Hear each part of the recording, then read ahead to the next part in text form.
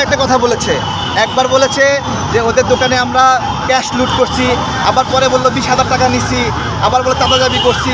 ঠিক আছে, তো আমাদেরকে খাওয়ানোর জন্য মানুষ আছে, আমরা ব্যবসা বাণিজ্য করি, আমাদের সংগঠনের প্রত্যেকে ব্যবসা বাণিজ্য করে। আমি আম বিক্রি করি, মধু বিক্রি করি, এটা আপনারা সবাই জানেন। ওর কাছ থেকে আমার টাকা নিতে হবে? আমরা চাই যে আমি ধরেন ও যদি ওখান থেকে উঠে যায় তাহলে তো টাকা দিতে হবে না, ও ওখান থেকে উঠে যায়, চলে যায়।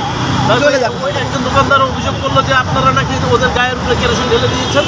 এটা ভিডিও আছে না আপনাদের কাছে, আপনি দেখেছেন না? আছে, ভিডিও আছে। তাহলে কে দিয়েছে? আমরা দিয়েছি না ওরা দিয়েছে? না, ওরা বলতেছে মানে আপনাদের অত্যাচারে ওরা নিজেদেরকে জ্বালাই মারে ফেলবে, ওরা এটা বলতে চাচ্ছি। আপনি এটা ওরা ওইভাবে বলতেছে আর কি। আমরা খুবই সচেতন। আমরা প্রেস ক্লাবে আসতাম, বন্ধুর মতো আচরণ করতাম এদের সঙ্গে, কিন্তু এরা যখন দেখছি একটা পরে একটা দোকান প্রতিযোগিতামূলকভাবে বসাচ্ছে, একটা দোকান একটা এলাকায় স্বাভাবিক, ওইখানে 6টা দোকান বসাইছে ওরা, 6টা দোকান বসে পুরোটা এলাকা দখল করে নিচ্ছে। এটা তো হয় না।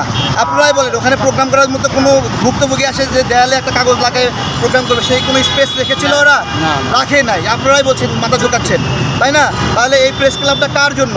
আমরা সেটাই বলতে চাচ্ছি। আমি এখন থেকে আর ওইখানে বসবো না, হয়তো হামলা করতে পারে। আমি এখন দেখি হয়তো প্রবাসী কল্যাণ মন্ত্রণালয়ের সামনে বিমান ভাড়া নিয়ে বসবো, অথবা সচিবালয়ের সামনে গিয়ে বসবো, অথবা প্রধান উপদেষ্টা কার্যালয়ের সামনে গিয়ে বসবো। একটা কিছু করা লাগবে। এই সন্ত্রাসীদের এখানে এখনো অনিরাপদ একটা অবস্থা হয়ে আছে এখানে।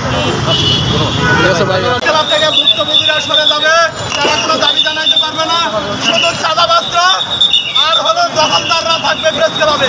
এই নীতি নির্ধারণ করা হয়েছে, এইরকম নীতি নির্ধারণ করা হয়েছে। এই নীতি চালু করা হইলে বাংলাদেশের মানুষের আর অধিকার থাকবে না, বাংলাদেশের মানুষের আর স্বাধীনতা থাকবে না। তারা এইভাবে নীতি দখল করে প্রেস ক্লাব বাংলাদেশের কোনো ভুক্তভোগী কথা বলতে পারবে না। আমরা 24-এর গণ অভ্যুত্থানে জীবন দিয়েছি, মামলার শিকার হয়েছি, হামলার শিকার হয়েছি।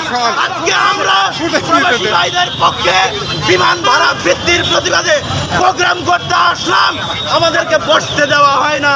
আমরা যেন না বসতে পারি, আমরা যেন প্রতিবাদ না করতে পারি, সেই জন্য ষড়যন্ত্রমূলকভাবে দোকান বসিয়ে দখল করা হয়েছে প্রেস ক্লাব।